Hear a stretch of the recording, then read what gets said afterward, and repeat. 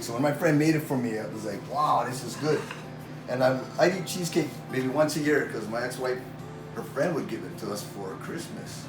I'm like, wow, this is the bomb. I love cheesecake. And when Duncan gave it to me, that's it. He said, it's easy, Darrell, and I've been making it ever since. I'll tell you a funny story. When I went to the Big Island and I took up cheesecake to the Big Island, I shared it with my dad and showed him the cheesecake, and he just looked at me and said, you bake now?